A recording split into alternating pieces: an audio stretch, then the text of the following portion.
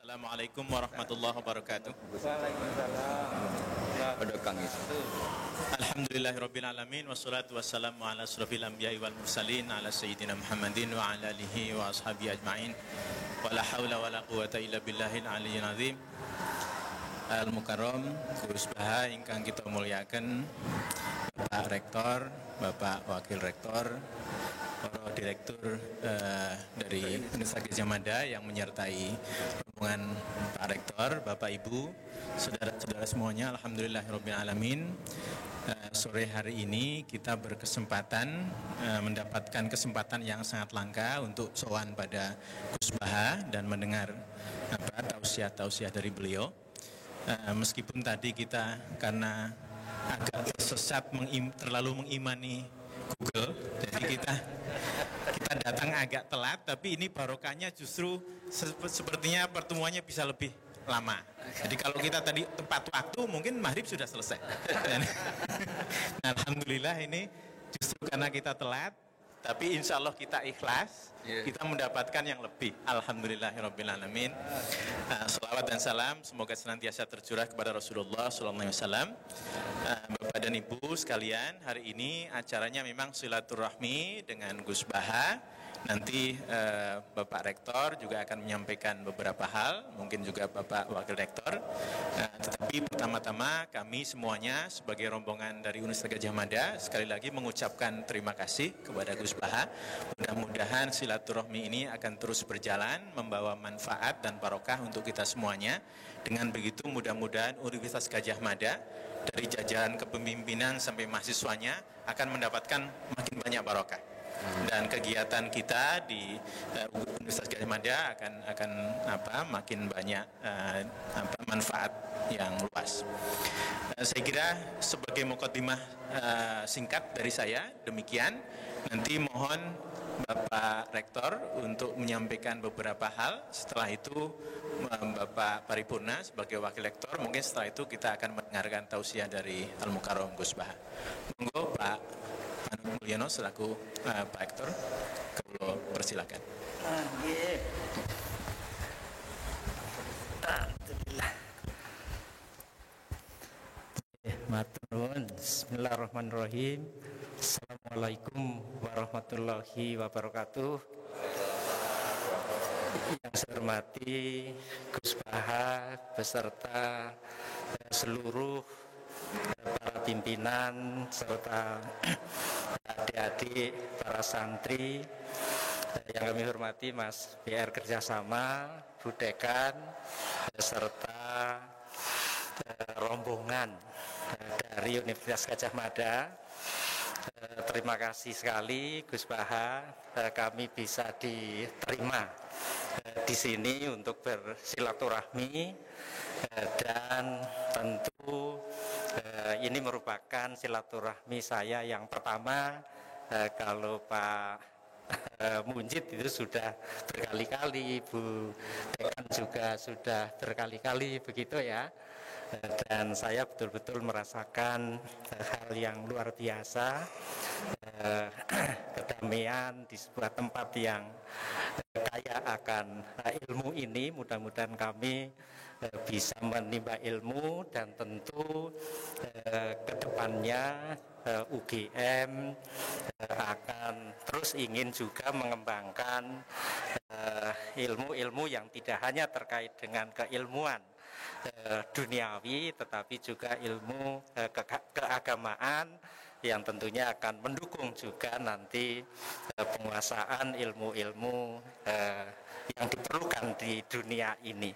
Dan untuk itu UGM memohon bimbingan dari Gus Baha serta tim yang ada di sini nanti untuk membimbing kami secara periodik begitu, yang tentu waktunya bisa kita atur bersama. Dan sekali lagi kami memohon Gus Baha nanti bisa membimbing kami lah ya di dalam usaha-usaha UGM meningkatkan kontribusinya di dalam mendidik anak-anak bangsa yang harapannya nantinya menjadi pemimpin-pemimpin yang amanah, menjadi pemimpin-pemimpin yang bisa memajukan Indonesia. Saya kira demikian, Gus Baha. Terima kasih. Assalamualaikum warahmatullahi wabarakatuh.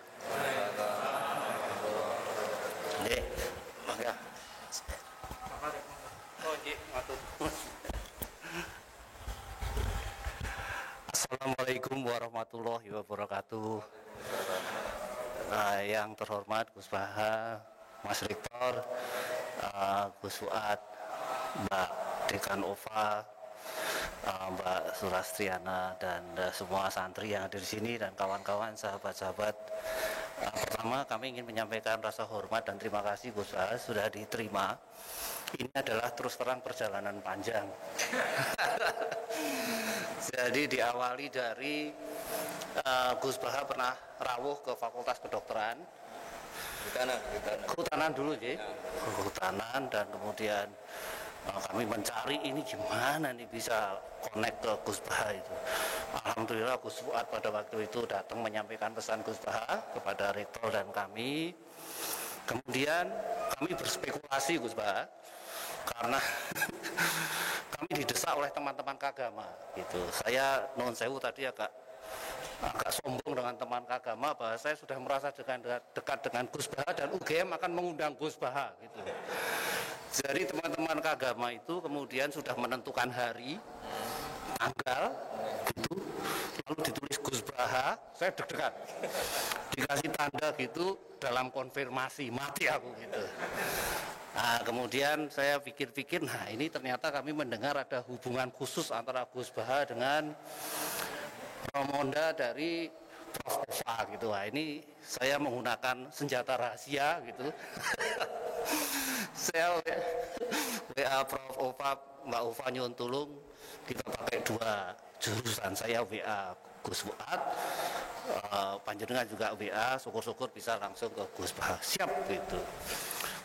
Kan sampai hari terakhir ya, hari terakhir Gus Fuad ngendiko, hari terakhir bisa yes gitu. Waduh, jadi tidak hanya bahagia Gus Fuad, kami juga memiliki kepercayaan diri yang lebih besar gitu, bisa mengundang Gus Baha di depan teman-teman alumni gitu. Dan betul-betul itu hanya 1 jam kami mendapatkan waktu, bahkan kurang sedikit, tapi isi tausiahnya memang harus kami akui lain daripada yang lain dan langsung menohok kepada hati nurani dan mudah sekali dipahami gitu.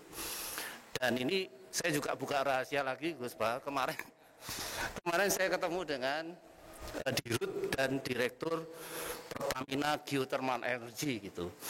Kami akan mengadakan janjian, kemudian wah nggak bisa saya ke Rembang, ngumpul yang Rembang, saya mau sowan Gus Baha. Kenal nih Mas? Iya, aku kenal nih Mas. Apa? Pintar banget ini. Nah, dari tausiah yang tadi diberikan itu semuanya serba sederhana disampaikan. Alhamdulillah kami sudah mendapatkan pencerahan, dan ini tadi betul karena jalannya kita kesasar, kita oleh Gusti Allah diparingi bonus. Ini kan sebenarnya kita sudah harus pamit tuh. Diparingi bonus bisa mendengarkan tausiah Gus Baha. Jadi tanpa mengurangi waktu kami kembalikan ke Pak Munjid, Gus Munjid, matur nuwun sangat atas kesempatan yang diberikan. Matur nuwun. Assalamualaikum warahmatullahi wabarakatuh. Assalamualaikum warahmatullahi wabarakatuh. Matur sembah nuwun Prof. Parif dan Prof. Panut Mulyono. Jadi seperti tadi sudah disinggung oleh Pak Rektor, di UGM itu ada semarak sekali kegiatan Islam. Tetapi seperti saya sampaikan waktu soal sebelumnya, karena saking semaraknya, begitu banyak orang datang ke UGM untuk mengambil bagian, tapi yang mengambil bagian itu tidak selalu yang kompeten. Sehingga kampus termasuk UGM itu, saya sebut kemarin Gus Baha itu sempat kita itu seperti pasar gelap Islam. Nah,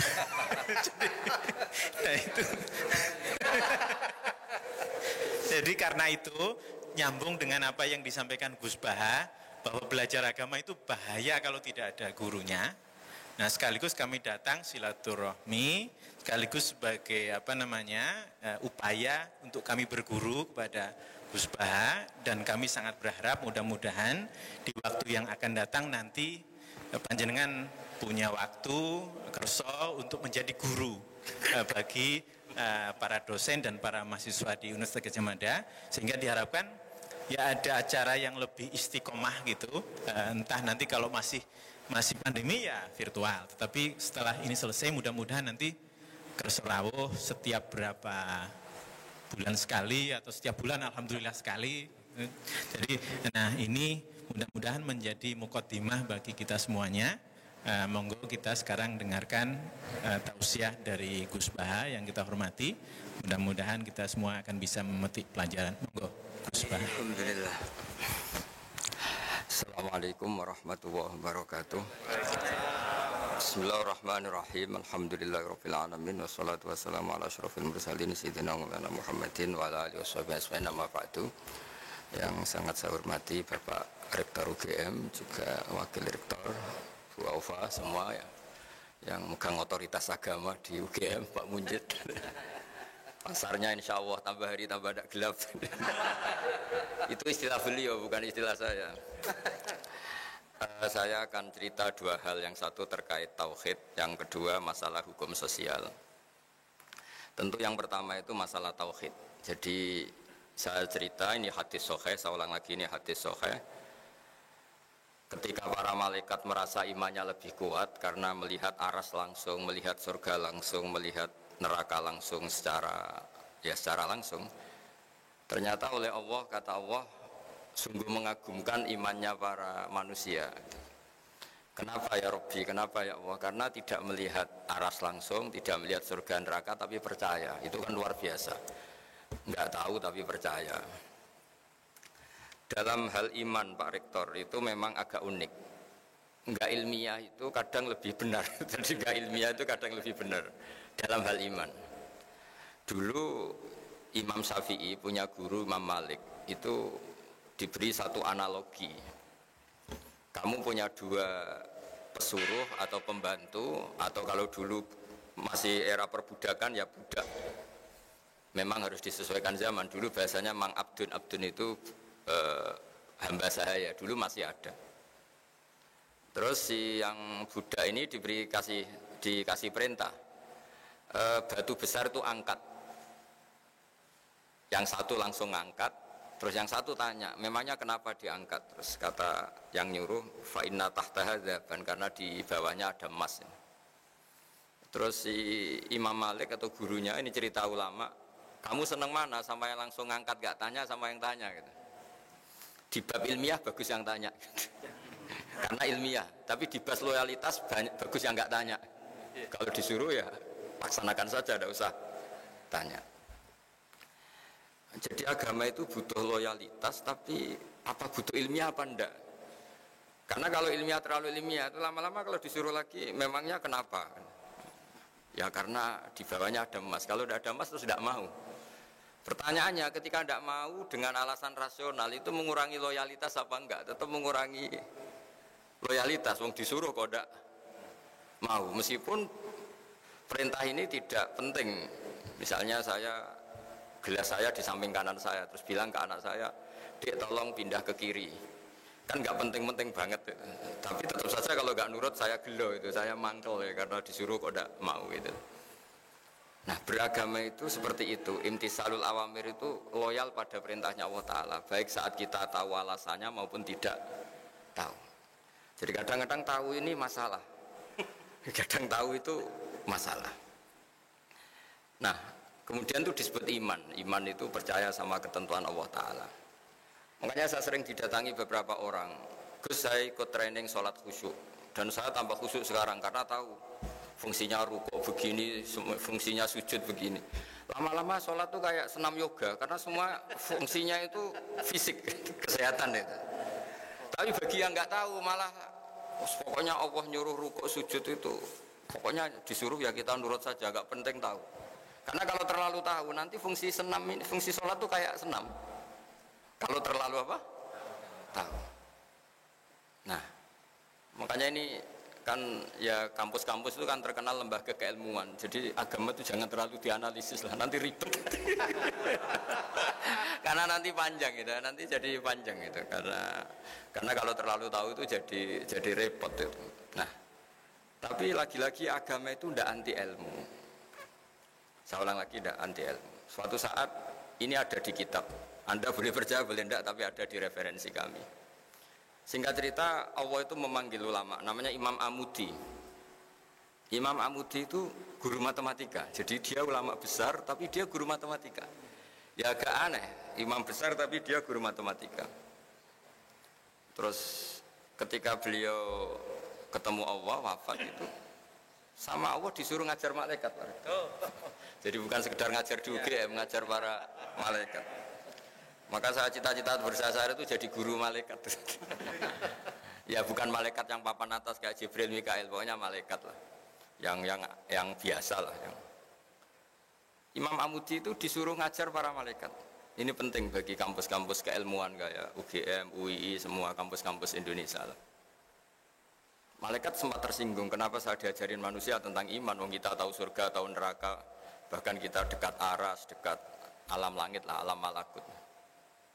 Terus Imam Amudi memberi penjelasan tuh ya pakai cara Indonesia mungkin ya pakai kapur, pakai bor, kalau di kampus mungkin pakai layar, pakai apa.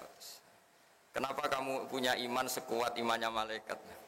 Karena dia guru matematika bilang begini, angka 2 maupun angka 3 sampai miliatan sampai triliunan itu nisbatus naini wassalah sailama la nihayatalah, itu nisbatul far'i ilal asli. Mau angka kayak apa jumlahnya besar 2, 3 sampai miliatan, itu dibanding angka 1 itu cabang ketemu pokok atau cabang dari pokok. Kalau bahasa Arab nisbatul far'i ilal asli. Semua itu bersumber dari 1. 2 ya bersumber dari 1, 3 ya 1, miliatan juga 1. Berarti alam raya yang seluas ini juga bersumber dari zat yang 1, yaitu Allah Ta'ala. Artinya terus malaikat bertakagum. Ternyata cara iman seperti ini juga enggak kalah mantapnya dengan yang melihat surga langsung, neraka langsung. Karena nisbatus naini wassalasa ila ma la nihayatalaha nisbatul far'i ilal asli. Semua angka berapapun jumlahnya, 2 sama 1 miliar itu sama. Sama-sama dibanding angka 1, semuanya itu asal usulnya tetap angka 1. Setelah itu Imam Amudi bikin gambar, mulai gambar yang rapi kayak gedung yang baik sampai gambar yang ruwet, sampai gambar yang enggak karu-karuan. Terus beliau, ini gambar ruwet, ya luas kan gambar ini ya, ruwet kan ya ruwet. Semuanya dari 1 titik. Mau gambar kayak apa, luwetnya, kayak apa memenuhi papan tulis tetap dari 1 titik. Ya, titik ini nuqtatul wujud. Semua inti wujud, yaitu Allah Ta'ala. Nah, iman dengan keilmuan itu bisa semantap itu. Meskipun kita tidak tahu. Itu kan seperti mungkin ya yang menekuni ilmu medis mungkin tahu indikasi penyakit ini pasti begini. Kalau yang ahli Pertamina atau yang ahli geologi mungkin tahu kalau bumi seperti ini pasti kandung minyak. Kalau bumi yang gempa pasti ada patahan. Indikator-indikator gitu bagi ahlinya kan melahirkan satu keyakinan meskipun belum dilihat. Sama, meskipun kita tidak melihat Allah langsung, tapi mesti kita yakin, seyakin-yakinnya bahwa alam raya seluas ini semuanya itu nisbatul far'i ilal asli, semua itu cabang dari pokok. Artinya asal usulnya diciptakan oleh dasar satu al-aslu, yaitu Allah Ta'ala. Nah, kenapa kita menolak faham ateisme? Ateisme itu misalnya yang berkeyakinan tiada Tuhan atau tiada kausa prima atau tiada penyebab. Karena bumi ini kadung wujud, di mana-mana wujud itu penyebabnya harus lebih wujud, harus punya eksistensi. Masa kemudian kita bilang bumi yang wujud, yang ada, yang punya eksistensi, kemudian kita bilang penyebabnya itu tidak ada. Masa sesuatu yang tidak ada kemudian menyebabkan yang ada. Nah, di sini terus kita diajari Allah itu wajibil wujud, Allah itu eksistensinya harus ada. Karena alam raya ini kadung ada, di mana-mana kalau kadung ada ya penyebabnya harus ada. Nah, karena ini penyebab disebut kausa prima atau wujud yang super. Kalau dalam bahasa agama disebut wajibil wujud. Nah, hal-hal seperti ini yang menjadikan ilmu itu penting. Nah, ilmu yang nggak penting itu ilmu yang perspektif kita, itu yang mulai kacau. Nah, ini ilmu yang mulai kacau, termasuk ilmu kita yang di zaman akhir ini mulai kacau kayak tadi. Karena kita punya perspektif, kalau ngangkat batu atau bongkar batu ya harus ada untungnya dong, ada emasnya atau ada minyaknya. Masa nggak ada apa-apa disuruh bongkar? Itu ilmu yang tidak mengikat. Kalau ilmu tadi kan mengikat karena itu melahirkan tauhid. Kalau ilmu ini kan enggak. Kita punya nafsu, punya selera, punya hitung-hitungan materi. Kalau kerja ya dapat sesuatu. Kalau ngangkat batu ya harus dapat emas atau minyak. Sementara ternyata bos kita hanya ngukur loyalitas kita, nurut enggak gitu. Nah, padahal andaikan kita nurut, meskipun itu batu kita angkat enggak ada apa-apanya, sudah dapat kredit poin karena kita loyal. Nah, di sini agama mulai enggak boleh dipertanyakan. Enggak boleh agama itu dipertanyakan. Kenapa zuhur itu 4 rakaat, yang subuh 2 rakaat. Lama-lama tanya, kenapa rukuk yang fungsi medisnya begini, fungsi olahraganya gini kok lebih lama, lebih kok repot nanti. Makanya saya ini ikut goblok Pak Rektor, karena ada tamu yang provokasi saya. Jenengan harus setuju ini Gus, biar kelihatan perintah Allah itu ada hikmahnya. Hikmahnya sujud, peregangan, apa pokoknya fisik semua. Tapi kalau saya setuju itu nanti sholat kayak senam yoga. Akhirnya saya yang mau guya-guya dok agak jelas. Karena ini ilmu sosial, jadi boleh setuju boleh enggak karena tadi. Nah, orang yang tadi disebut Pak Munjid tadi, yang dari pasar gelap tadi, itu mikir agama enggak mau jelimet. Padahal ada ilmu yang permanen, yaitu yang mengarah ke tauhid. Ada ilmu yang enggak perlu permanen, yaitu ilmu sosial. Ketika kita tanya, kenapa harus kita bongkar, apa ada emasnya apa enggak? Sebenarnya mental kita ini sudah materialistik. Kita mendikte bos kita untuk ikut perspektif kita. Itu sudah keangkuhan dalam bahasa Allah. Nah, itu yang dilakukan iblis. Iblis itu ketika disuruh sujud pada Nabi Adam, dia pakai perspektifnya. Loh, saya ini lebih keren, saya ini lebih tua. Materi saya lebih keren dibanding materinya Adam. Kenapa disuruh sujud? Nah, ini yang menjadi keangkuhan. Dia mendikte Allah untuk ikut perspektif dia. Padahal Allah maunya itu ya sudah nurut saja yang merintahkan saya. Nah, saya mohon teman-teman di UGM juga semuanya, kalau beragama itu jangan pakai perspektif kita. Kalau pakai perspektif kita ya repot. Nanti pakai teori untuk rugi. Nah, nanti lama-lama ibadah yang perspektif cara Arab Saudi mungkin haji karena mendatangkan devisa misalnya. Kalau perspektif menurut kiai mungkin orang sowan gitu karena melahirkan itu kan ya ribet kalau semuanya pakai perspektif itu. Nah, bagi orang yang kuper mungkin ibadah terbaik itu bersemedi karena dia sudah senang kumpul orang. Nanti pakai perspektif sendiri agama ini nggak bisa selesai. Nah, makanya kemudian lahirlah tokoh-tokoh sosial diantaranya Imam Ghazali, Imam Syafi'i itu dia menekuni ilmu sosial. Nah, karena agama ini berkesimpulan akhir subhanaka ma khalaqta hadza batila subhanak rabbana ma khalaqta hadza batilan subhanak. Ya Allah, semua yang kau ciptakan ini tidak ada yang sia-sia. Kemudian Imam Syafi'i merajut satu ilmu disebut ilmu sosial yang positif atau yang optimis. Saya berkali-kali cerita kalau Imam Syafi'i diceritain orang tadi yang ketemu engkau cium tangan hormat itu kalau di luar ngerasani jenengan, ngata-ngatain jenengan. Imam Syafi'i tertawa tak senang. Berarti saya hebat. Hebat gimana orang itu munafik di depan Anda hormat, di luar enggak? Berarti saya wibawa, di depan saya agak berani. Jadi dia anggap enteng saja apa? Berarti saya wibawa, buktinya di depan saya enggak berani. Dikira itu kan terus dia kaget Imam Syafi'i, ternyata enggak. Terus dikasih tahu lagi, separuh dari kampung ini enggak seneng sama jenengan. Baguslah, berarti separuh kampung ini enggak mungkin utang saya, karena enggak seneng itu mesti tidak utang. Itu kalau seneng malah pinjam mobil, utang, ribet. Itu. Nah, semenjak itu terus agama menjadi indah. Asik. Makanya saya berkali-kali kalau ada baru nganten anyar itu kalau nasihat saya, kamu kalau istri kamu marah ya bagus. Barokahnya marah nggak seneng tuh nggak minta ke mall. Kalau harmonis malah minta ke mall mahal kata saya. Jadi kalau harmonis ya nikmatnya harmonis, bisa jalan-jalan ke mall, ke cari bakso. Kalau baru neng-nengan ya bagus, ya nggak berbiaya kan. Sudah pokoknya yang gampang-gampang saja kata saya. Jadi ulama itu punya seni untuk ngelola sosial. Saya itu zaman belum kenal UGM ya seneng, kenal ya seneng. Barokahnya nggak kenal ya nggak diganggu seperti ini. Mungkin barokahnya kenal kalau saya politikus punya akses. Tapi kebetulan saya kan tidak politikus itu, jadi ya Saya tidak tahu fungsi kenal Pak Munjid untuk apa, tidak tahu. Tapi kalau saya politikus mungkin ini keren, bisa jadi jejaring politik. Tapi kan saya tidak politikus itu. Tapi yang jelas nanti masuk surga itu rame-rame. Saya butuh teman banyak.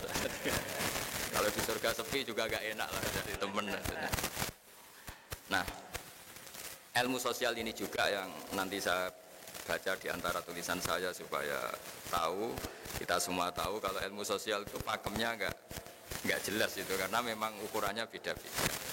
Ya bisa dilihat di halaman 24 ya. Di halaman 24. Saya baca terjemahnya saja ya. Mungkin jenengan lebih kulino bahasa Inggris, ini kalau ada bahasa Arab jadi dianggap jimat. Saya baca terjemahnya saja yang baris paling bawah 24 itu. Nabi Yahya suka berkawan dengan orang-orang baik. Tentu itu baik, sedangkan Nabi Isa memposisikan diri sebagai dokter yang mengobati orang sakit. Tentu ini juga baik asal dilakukan orang yang benar dan dengan cara yang benar. Jadi singkat cerita, itu Nabi Isa itu kalau jalan-jalan di satu komunitas atau satu masyarakat atau satu daerah, itu mesti dia nginep atau nyari orang terburuk di sini siapa itu. Orang yang paling dibenci banyak orang itu siapa gitu.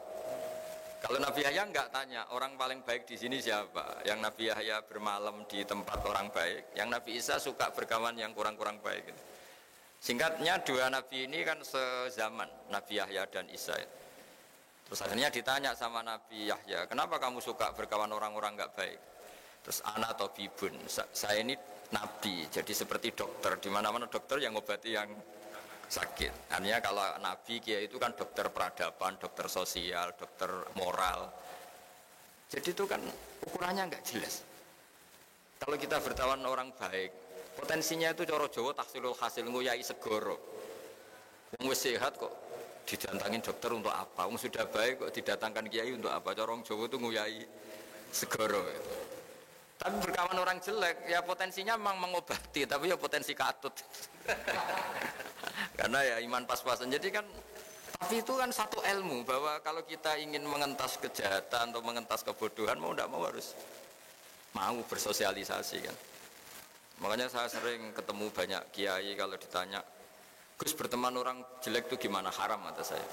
Tapi kalau membina orang jelek baik dan bisa bina kalau berteman kan bulat-bulat, bulat-bulat. Jadi logika yang dibangun kan berteman orang jelek haram, membina orang jelek baik, bisa bina kalau berteman. Tapi bisa keblontor ya kalau berteman. Makanya hal-hal sosial gini tidak usah dipakemkan lah, karena ilmu sosial itu nggak ada batasnya. Sufyan As-Tsauri itu ulama yang nggak mau kumpul orang. Yang satu temannya itu suka kumpul orang. Ditanya, kenapa kamu suka kumpul orang? Ya karena bisa jamaah, bisa ngajar, bisa macam-macam. Terus kata Sufyan As-Tsauri, wahal takrohu illa man ta'rif. Kamu pasti benci dan kecewa ya sama orang yang kenal. Artinya gini, kita akan disuruh mencintai orang Islam. Gara-gara kenal itu kan punya pengalaman ditipu, disombongin, dikata-katain, dicuekin. Karena takut itu terjadi, Sufyan As-Tsauri milih tidak kumpul orang. Tapi tidak kumpul orang kemudian juga kalau punya mobil nggak pernah dipinjam, kalau punya uang yang nggak pernah nolong orang. Jadi efeknya sama-sama, bisa iya bisa enggak.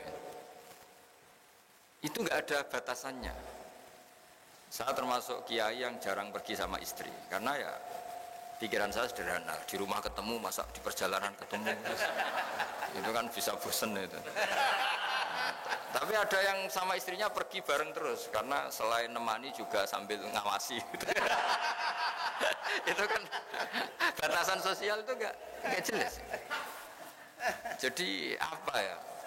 Makanya tadi kalau ditanyakan, tadi Pak Rektor juga tanya, berteman non Muslim, berteman itu nggak ada selesainya seperti itu, karena saya juga pernah matur sama Bu Ova, karena tadi kalau kita misalnya jadi dokter terus ngobati orang yang potensi korupsi lagi, potensi jahat lagi, gimana hukumnya menyembuhkan orang yang potensi jahat lagi dan punya jejak memang jahat gitu. Ya pertanyaannya, bagaimana kalau barokahnya kamu obati terus simpati terus jadi baik. Tapi ya terlalu ada pertanyaan, bagaimana gara-gara kamu obati jadi bisa jahat lagi. Kan nggak ada selesai. Kita berkawan non muslim ya gitu, kalau orang Islam kita baik, barokahnya itu mungkin tertarik sama Islam. Tapi bisa saja karena kebaikan kita sarana itu dipakai yang tidak baik. Itu siklus sosial itu enggak pernah selesai. Nah, hal-hal seperti itu yang kata Nabi disebut orang yang beristihad, jika benar pahalanya 2, jika salah pahalanya 1. Karena ini, tapi ini yang sosial loh ya. Kalau tauhid ya hanya tunggal tadi, karena tauhid itu kebenaran tunggal. Sehingga kalau di tauhid enggak nerima konsep kecuali fama dza ba'dal haqqi illa dhalal. Kalau enggak benar ya pasti salah. Nah, kebetulan ilmu tauhid itu ilmu yang mudah dicerna manusia.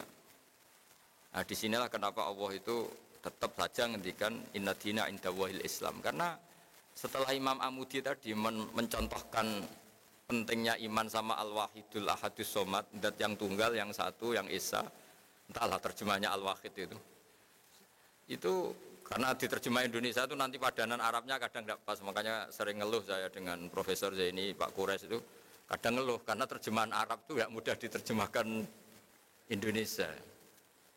Tapi apapun itu kan setelah kamu ngaji matematika atau ngaji ilmu apa saja tadi, saya punya kitab dulu diajarin Mbah Mun, itu satu kitab itu gambar, mulai gambar gedung sampai gambar pohon sampai gambar sapi.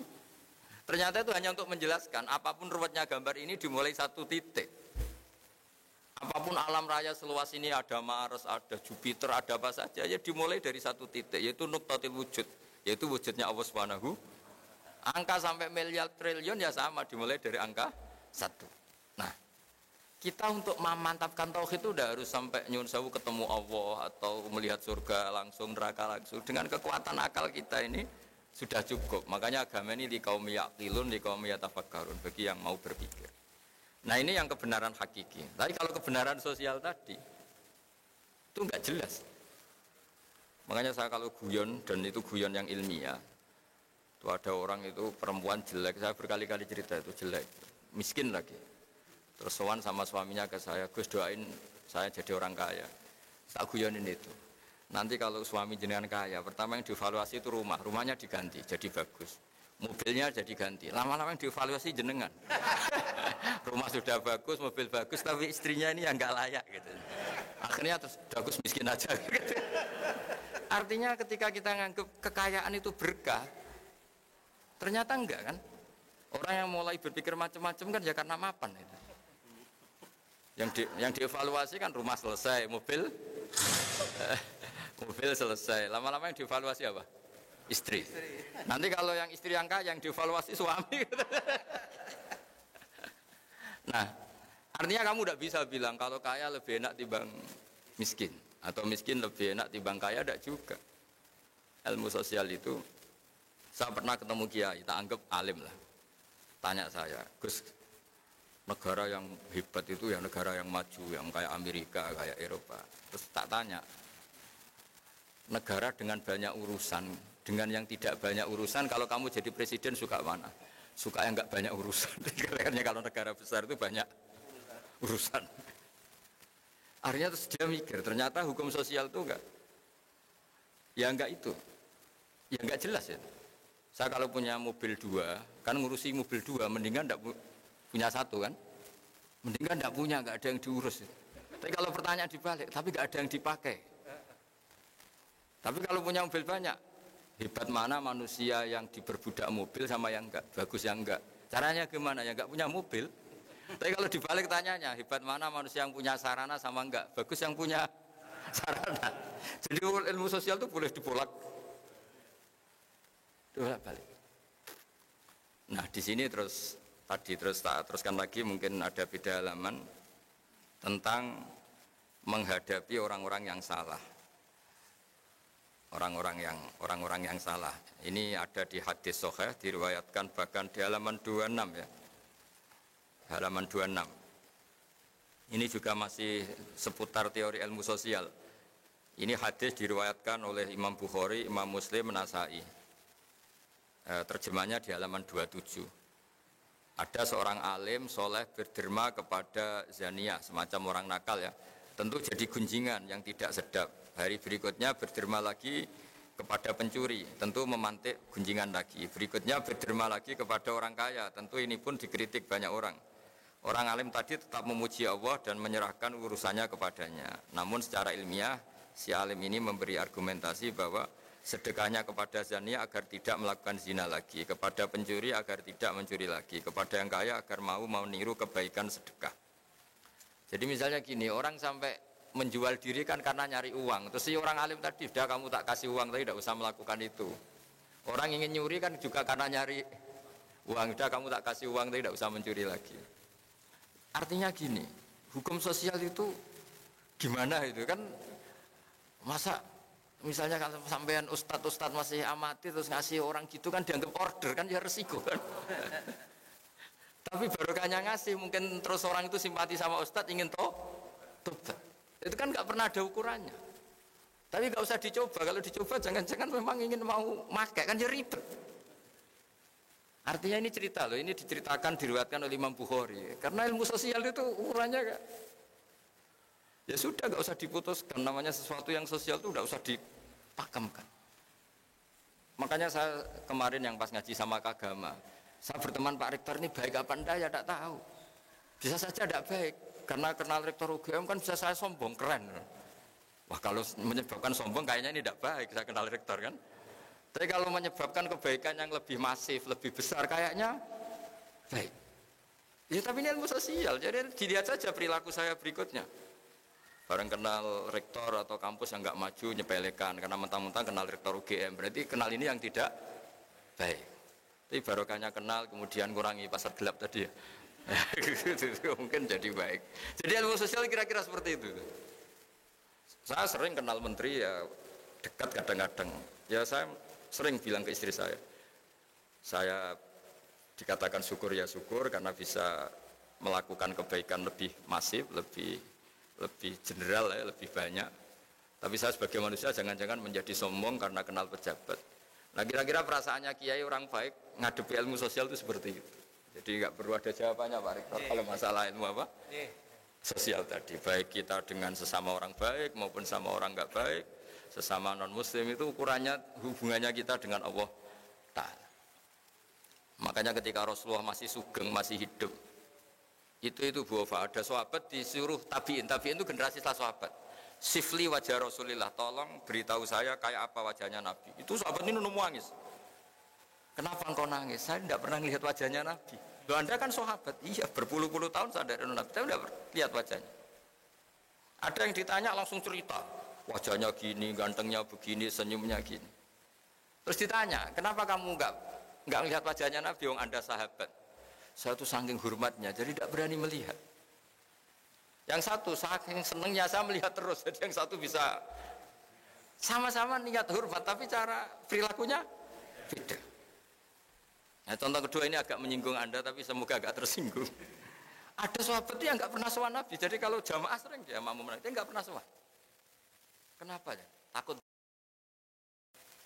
Jadi dia datang jamaah saja tapi tidak sowan. Ada yang senang sowan karena bisa komunikasi, bisa tanya. Ada yang milih nggak sowan, takut ganggu. Jadi artinya hukum sosial ini ukurannya enggak. Jadi misalnya itu tadi. Misalnya ada orang jadi rektor di UGM atau UI atau jadi dekan. Kalau sering pulang kampung baik enggak? Ya mungkin baik biar ngerti kampungnya kayak apa. Meskipun prestasi di Jogja jangan-jangan kampungnya terbelakang. Dari segi itu baik. Tapi dari segi sering pulang kemudian di situ ada ketua sete atau ketua kampus-kampus yang enggak maju. Jadi mahjub. Gara-gara ini sering pulang, aktor-aktor di situ ini tenggelam.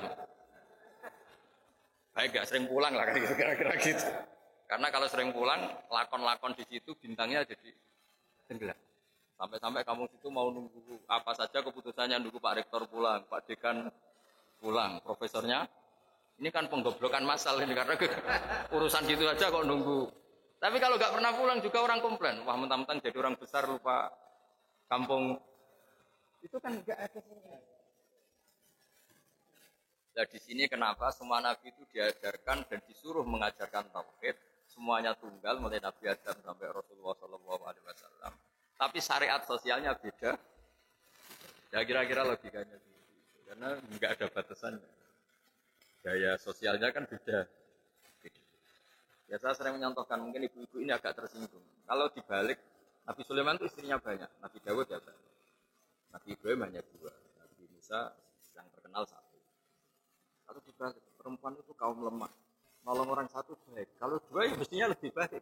Kalau 4 ya lebih baik. Kalau pakai teori itu. Jadi kalau teorinya dibalik, 1 orang saja terlantar. Apalagi 2. Kamu milih mana? Kalau bapak-bapak milih yang pertama. Nolong 1 orang baik. Kalau 2 lebih baik. Kalau 3 provokator. Tapi kalau dibalik, 1 orang saja terlantar. Apalagi 2. Berarti 1 orang saja sudah buruk. Apalagi 2. Apalagi. Nah seperti ini nggak usah diputuskan karena ya seperti ini. Kita misalnya tidak pede bisa didik anak. Ya sudah jangan banyak-banyak. Anak 2 saja belingnya minta. Tapi kalau kita pede didik bisa anak baik, kita memperbanyak jumlah orang baik ketika anak kita baik. Seperti ini tidak usah dipakemkan. Jadi saya punya sekian contoh orang-orang dulu ngadepi orang-orang yang nyuwun sewu nakal itu ya beda-beda. Ada yang milih menjauhi orang nakal supaya enggak dicap, distigmasi bagian dari orang. Ada yang kerso nemanin sebagai proses dakwah, proses mendidik. Ya seperti itu, nggak usah gaya-gayaan niru atau tidak niru, ya sudah lah itu ilmu sosial. Pertanggungjawabannya dingersani Allah Subhanahu wa Ta'ala. Tadi ada sahabat yang saking hormatnya Nabi nggak berani melihat. Ada yang saking cintanya bisa melihat detail sampai bisa mensifati alisnya kayak apa, pipinya kayak apa. Nah, saya mohon supaya perdebatan tentang cara apa ya sosialisasi agama atau kebaikan atau moral tidak usah diperdebatkan karena ini tidak menyangkut akidah, tidak menyangkut apa tahu. Ya kayak kita lah saja pakaian hem begini bagus enggak gitu. Ya bagi orang Indonesia mungkin ada orang yang ulama itu namanya Abdul Hasan Asadili itu ulama besar yang kalau mungkin kalau sekarang tuh naiknya Alphard pakai pakaian paling mahal. Kemana-mana pakai pakaian paling mahal. Pakai mobil paling mahal. Padahal ulama besar. Ke kampung-kampung, desa-desa, ketemu ulama yang pakaiannya sederhana, agak kumuh. Gejolak-gejolak kan. Kamu itu ulama kok tidak sederhana, mau pakai baju sederhana, baju sederhana. Kamu itu ulama kok sederhana, ngawur sekali. Barokahnya saya meliti gini, mewah gini. Umatku ora kepikiran nyangoni. Umatku ora kepikiran nyangoni. Kok gayane tawaduk ngene, malah wong kepikiran nyangoni. Akhirnya terus ya juga gitu. Maksudnya ini ya kayak Pak Mujid misalnya melas gini kan orang wah. Kan itu kan. Tapi terus si yang ulama sederhana juga komplain. Kalau ulama kayak kamu semua itu orang miskin ya, ngenes gitu. Nah ini cerita sosial, nggak ada jawabannya kan apa? Imam Syafi'i dulu, ini cerita terakhir saya. Imam Syafi'i dulu itu pengagum orang miskin. Dia punya guru selalu orang miskin. Setelah datang ke Imam Malik, dia itu guru yang mewah, cara hidup mewah. Mulai komplain ya ini kiai kok mewahnya. Setelah itu Imam Malik setelah ilmunya dianggap cukup mengasihi Imam Syafi'i, sudah kamu datang ke Irak, ke Muhammad bin Hasan Asy-Syaibani. Setelah datang ke sana itu emas kiloan nantaan itu Pak Rektor itu di meja. Kalau ngitung uang di meja, uang ratusan juta atau ngitungnya di meja tamu. Ada tamu ya dibiarin, tetap di meja. Jadi satu peti dipindah ke peti yang lain. Ya, tapi maaf, saya sama Imam Malik ada cocok malah ketemu orang ini. Aduh, lebih ngeri lagi. Karena ini orang alim ya dia tahu. Apa? Kamu heran sama orang alim kaya? Iya. Sama orang soleh kaya? Iya. Ya sudah, kalau orang soleh gak boleh kaya ini tak kasihkan pencuri, tak kasihkan orang nakal, biar dipakai dugem, dipakai maksiat. Jangan jenengan saja yang punya, biar dipakai yang positif. Berarti boleh orang alim kaya pun boleh. Semenjak itu Imam Syafi'i mindsetnya berubah. Ternyata kalau orang baik yang kaya kan manfaatnya kan baik. Tapi kalau yang kaya orang nakal kan bahaya kan. Negara ini juga kata Pak Rektor tadi, kalau moral bangsa ini tidak baik kan semua sarana negara bisa dipakai untuk tidak baik. Tapi kalau pejabatnya baik kan sarana ini untuk kebaikan. Semenjak itu Imam Syafi'i mulai berpikir. Sampai beliau saking overnya tuh bilang orang soleh wajib kaya sampai bilang. Sampai yang miskin tersinggung. Diwajibkan enggak, kalau enggak takdir kan enggak bisa kaya. Tapi itu betapa ilmu sosial itu ngalami perubahan juga. Ngalami perdebatan. Nah, Jadi kalau ada kiai yang di Indonesia kan banyak kiai yang pakai alfa kelihatan kaya itu ada ilmunya. Dan umatnya ada kepikiran nyangon. Yang ribet sudah kelihatan kaya masih butuh disangon itu ribet gitu.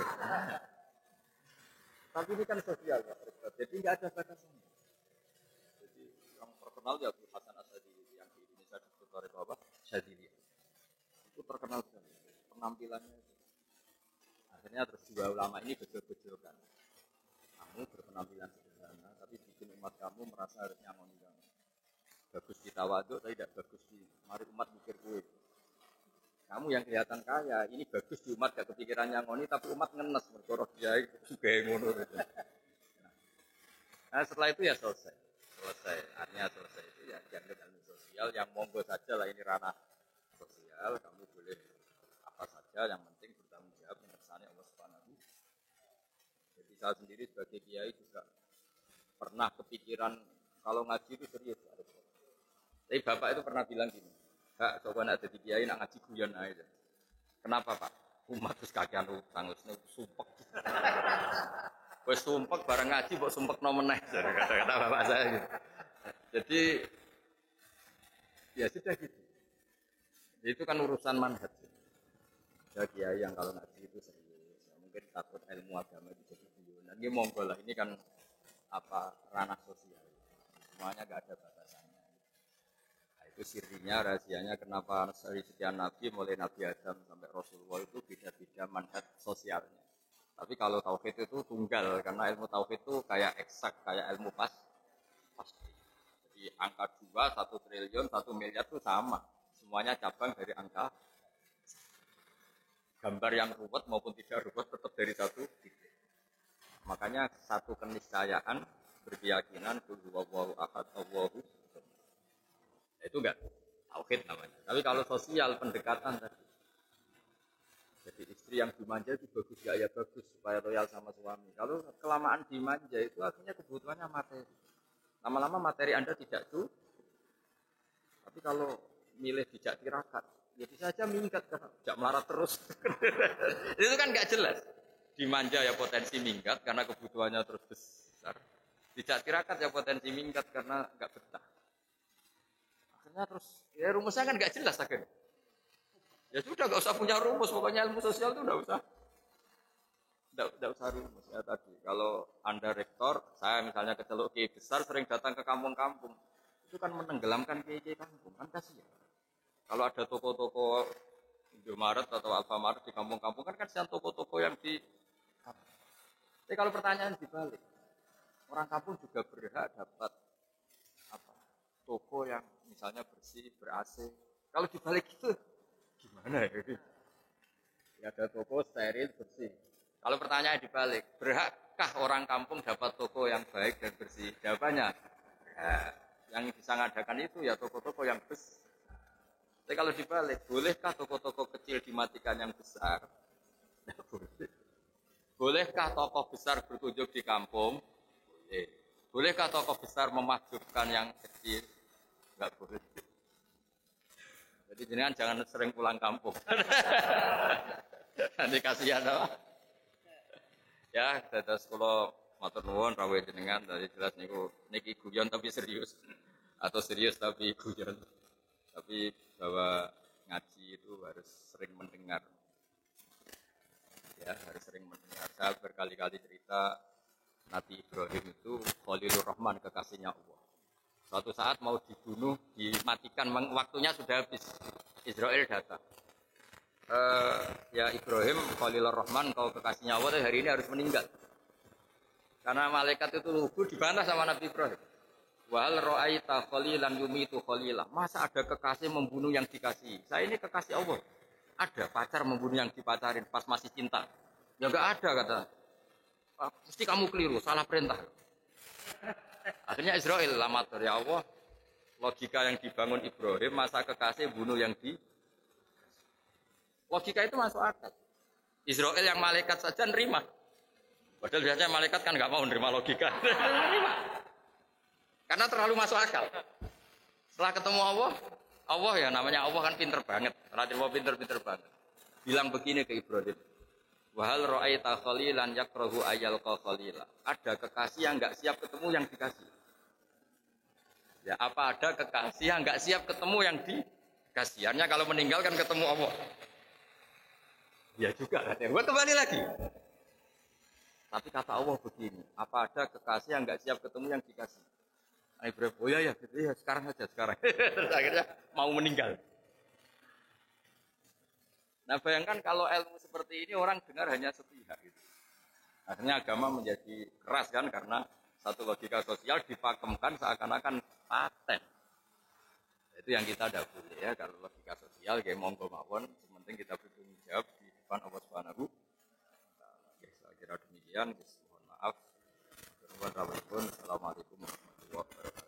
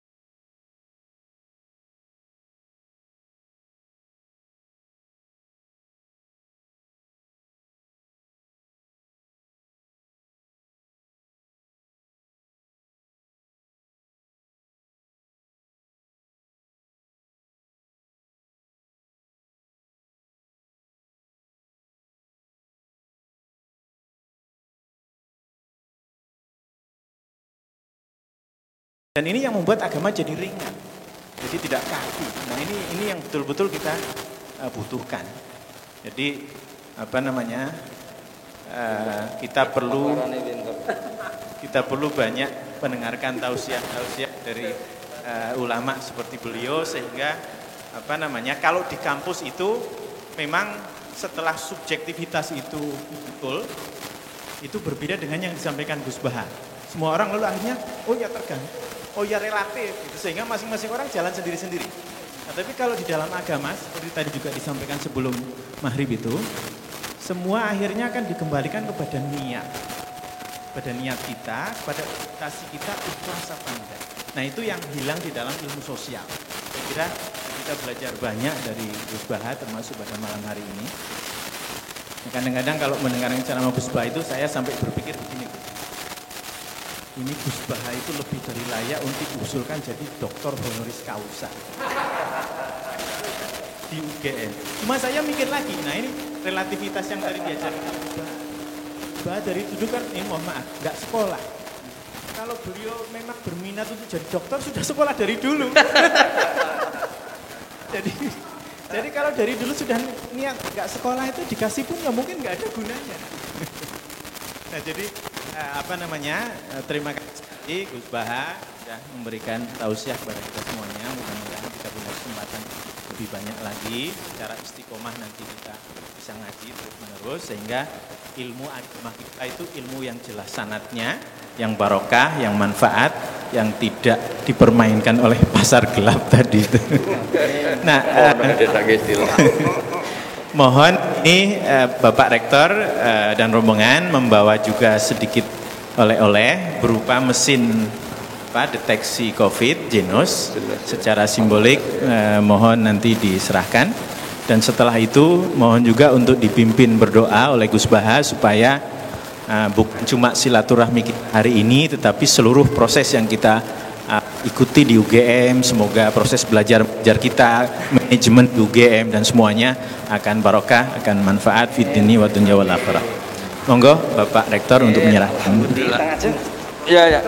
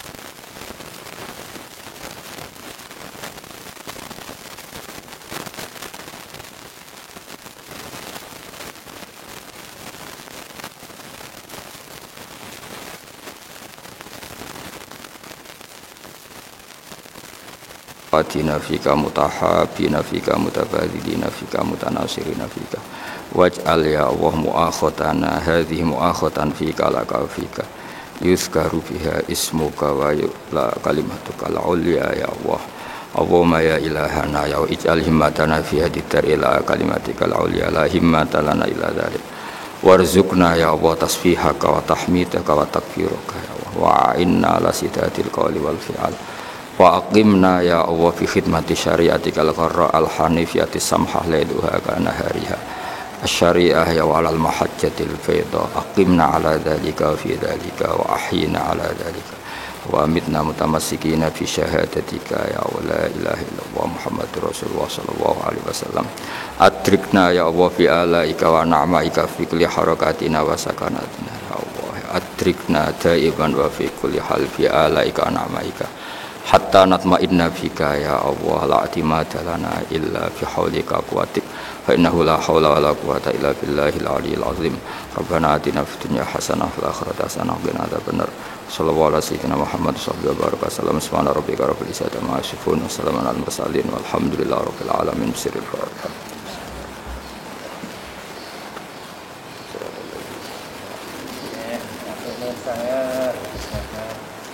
Geng-geng matur nuwun, kula lagi matur nuwun. Namanya Farid siapa? Dalam paripurna. Paripurna itu selesai ya? Selesai. Wes Mak, kesatur kon. Oh iya. Kula pamit sekarang nggih, nanti urus Mak. Nggih, matur nuwun sanget. Nggih. Oh nggih. Niku wonten tim dokumentasi saking menawi kula nyuwun testimoni